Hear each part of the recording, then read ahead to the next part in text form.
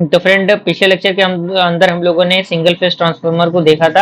अब यहाँ पे ट्रांसफार्मर के रिलेटेड न्यूमेरिकल क्वेश्चन किस तरीके से एग्जामिनेशन में आएंगे और उनको किस तरीके से सॉल्व करेंगे उसके रिगार्डिंग हम बात करने वाले हैं। तो सबसे पहले क्वेश्चन कह रहा है कि single phase transformer has 35 primary used primary and 1050 secondary turns, यानी प्राइमरी टर्न्स 350 और सेकेंडरी टर्न्स 1050 है।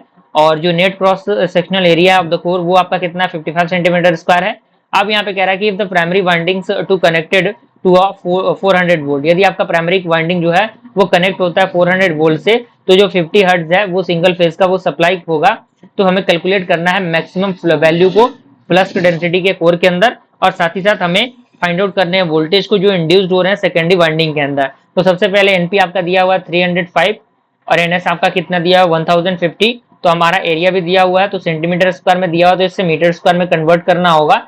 और चूंकि आपको पता है कि ईपी कितना दिया हुआ है आपका 400 वोल्ट दिया हुआ है, और फ्रीक्वेंसी एफ क्या कितना आपका है 50 हर्ट्ज है। तो हमें इंड्यूस वोल्टेज फाइंड आउट करना है, तो उसका फॉर्मूला आपके सामने दिया हुआ है, बस कुछ नहीं करना, putting the value getting the result. तो हमें क्या मिल जाएगा, हमें यहाँ से जो बीएम का वैल्यू है मिल जाएगा। हम यहाँ से इसको थोड़ा सा सिंप्लीफाई करेंगे, तो बीएम का वैल्यू आप सिंप्लीफाई करेंगे तो 0.936 वेबर पर मीटर स्क्वायर आएगा। क्लियर। दूसरा हमारा क्या है, इंड्यूस्ड जो आपका है वोल्टेज वो फाइंड आउट करना है सेकेंडरी वाइंडिंग के अंदर। तो इसका फॉर्मूला क्या होता है, NS equal to NP into NS upon NP. तो यहाँ से 400 है, ये 1050 350, तो यहाँ से हम इसको कैलकुलेट करेंगे तो आपका 1200 जो वोल्ट है वो आपके सामने मिलके आ जाएगा। ओके, तो यहाँ तक कोई परेशानी नहीं होनी चाहिए। इस प्रकार के न्यूमेरिकल क्वेश्चन को आपको ज्यादा ज्यादा प्रैक्टिस करना है, क्योंकि makes a practice makes a man perfect. Okay, thank you.